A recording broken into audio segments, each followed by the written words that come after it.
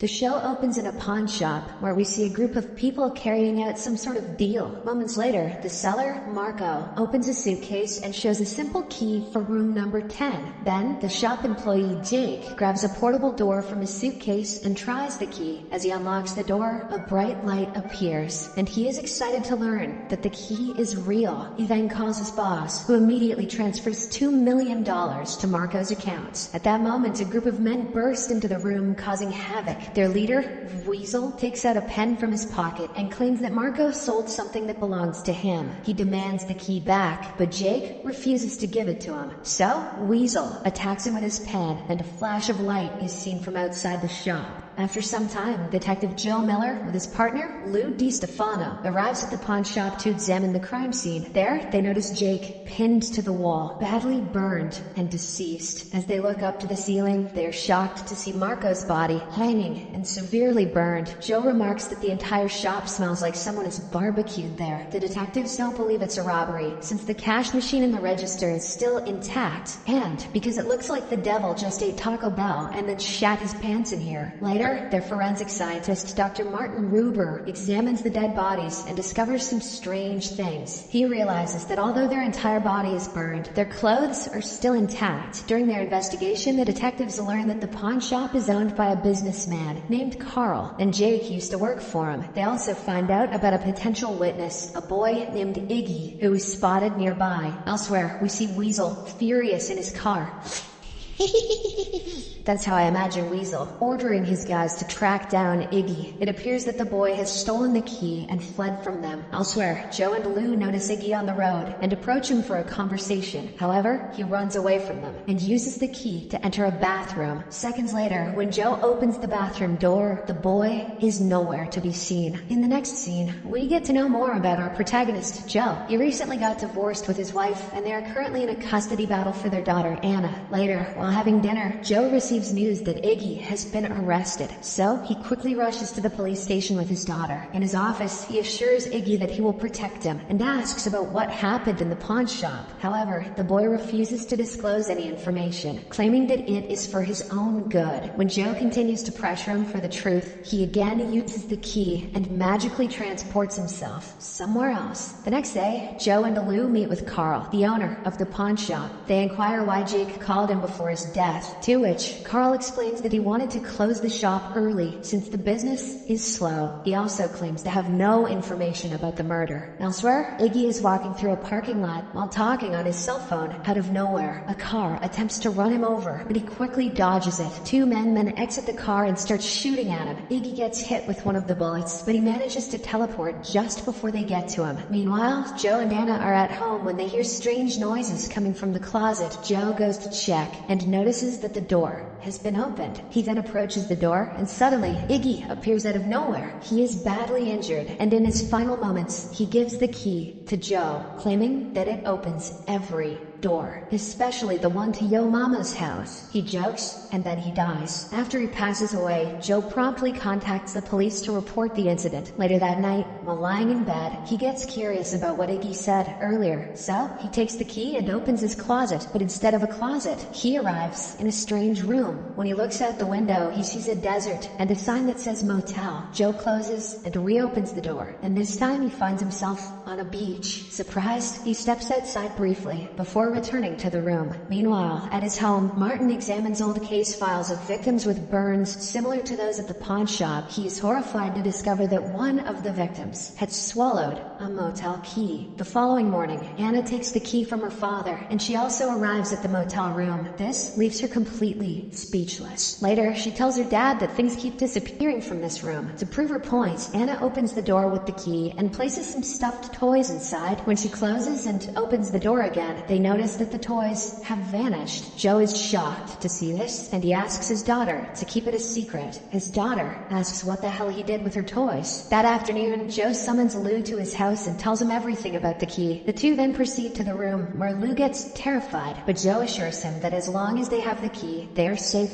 After a brief chit-chat, he asks Lou where he wants to go, and the latter says Penn State. Joe fulfills his watch, and they teleport to the field, where they watch their favorite team play. The following day, day at the police station, a woman named Jennifer appears, claiming that she is Iggy's sister and wants his belongings. However, Joe is aware that Iggy did not have a sister, and that she has just come here for the key. He grabs her and tries to ask her questions, but she whips out a nail file, which causes him to pass out. When Joe comes to his senses, she is already gone. The next day, he takes Anna to the hospital for a routine checkup, but due to the large crowds, he is told that it might take hours. While heading outside, Joe notices a man named Wally arguing with a nurse. He abruptly brings out a bus ticket, causing the nurse to disappear. Seeing this, Joe is taken aback and he decides to follow him, but Wally catches wind of this and shows him the same bus ticket, teleporting him to Mexico. Joe is completely speechless by what just happened. Regardless, he doesn't want to stick around, and he uses his key to return to the hospital. Wally tries to send him again, but Joe beats him up and snatches his bus ticket. Later, the two sit at a coffee shop, and Joe questions him about the magical ticket. When Wally doesn't respond, he takes out the key and places it on the table. Seeing this, Wally is shocked, and he asks him to put it away. He then reveals that the bus ticket and the key are the objects from the motel room, and each object has a special ability. He clarifies that there are at least 100 of these objects, each with its own strange powers, some useful and others not so much. There's one, he claims, that just keeps making your balls bigger. It's terrible. Joe then asks him what happened in the motel room, to which Wally responds that no one knows for sure. Some speculate that God died in that room, and the objects are fragments of his corpse. Others believe it's a breakdown of some part of the universe, and the objects are the result of physics going crazy. He then warns Joe that these objects act like magnets, and that people are now after him and his family. Hearing this, Joe realizes Anna is in danger, so he immediately leaves to check on her. When he arrives at the hospital, the receptionist informs him that Anna has already left with her father. Just then, he receives a call from Weasel, who claims to have his daughter. He warns Joe to return him the key and gives him a location for the meeting. Panicked, Joe hastily drives towards the same, and also calls Lou to explain all that's happening. Soon after, he reaches an abandoned building where Weasel and his henchmen are waiting with Anna. Joe approaches them with a gun, but Weasel shows him a pen, claiming it can cook his daughter like a microwave. "I'll cook her." This terrifies Joe, and he quickly puts down his own gun. He proceeds to hand over the key, but Weasel suddenly orders his men to seize him. Realizing that he's walked into a trap, Joe fights back, and he quickly grabs Weasel's pen. He then stabs one of the henchmen with it, before tossing him off the roof. "Damn, Joe." Joe continues to beat up the other guys, while Anna watches in horror. He then urges her to run, and when she looks around, she spots the key on the floor. Quickly, she grabs it and makes a hasty exit from there. Moments later, she finds a door nearby and proceeds to open it. However, at that moment, Weasel appears and tries to snatch the key from her. In the ensuing chaos, he pushes her into the room without the key and closes the door. This, unfortunately, means that she is gone forever. Or maybe she's just in Mexico again. Seeing this, Joe loses his mind, and he starts attacking the thug. Weasel swears he didn't mean to reset Anna, and claims she is still alive and can be revived. During their confrontation, another henchman arrives and starts shooting at Joe. So, he quickly grabs the key, enters the motel room, and shuts the door behind him. Devastated by the loss of his daughter, he throws the key away and sits down in frustration. Goddamn magic!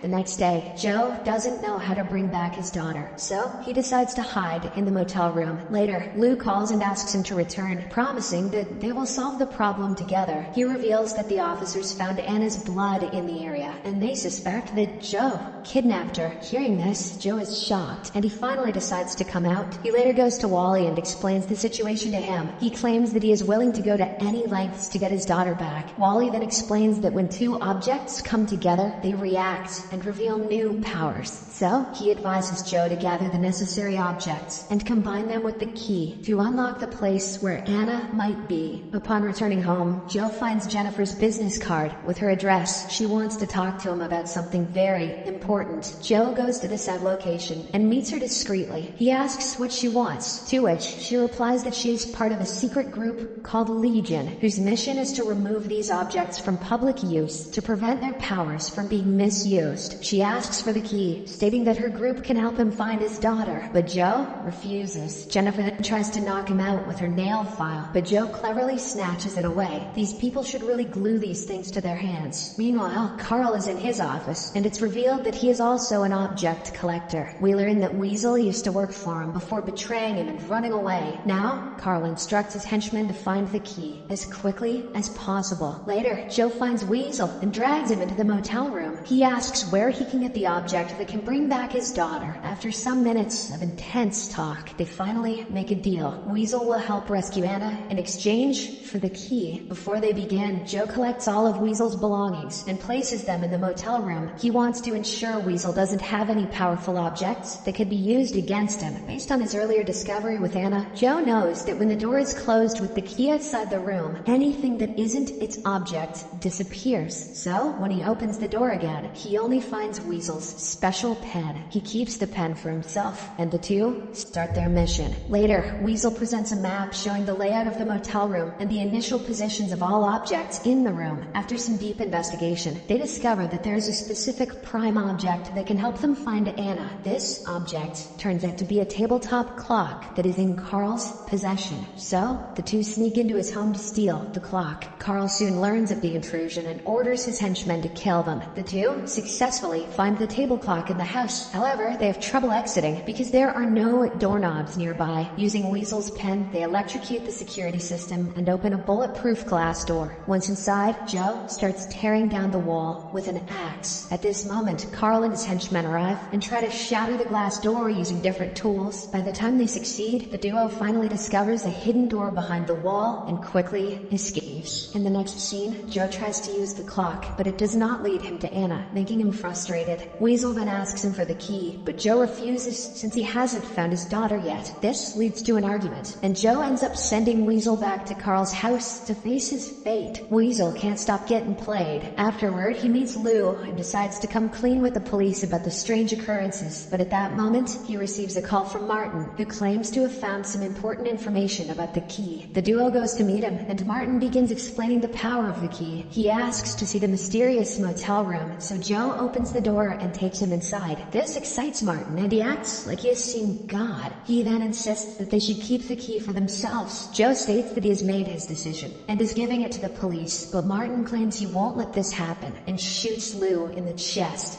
killing him. He then tries to shoot Joe, but the latter pulls out the nail file, making him pass out. At that moment, Martin's wife enters the room and misinterprets the situation. She believes that Joe murdered the two men. He tries to explain himself, but realizing it's pointless, he uses the key and returns to the room. Soon after, Martin wakes up, and his wife is delighted to see him alive. He then calls the police and falsely accuses Joe of murdering his colleague, Lou.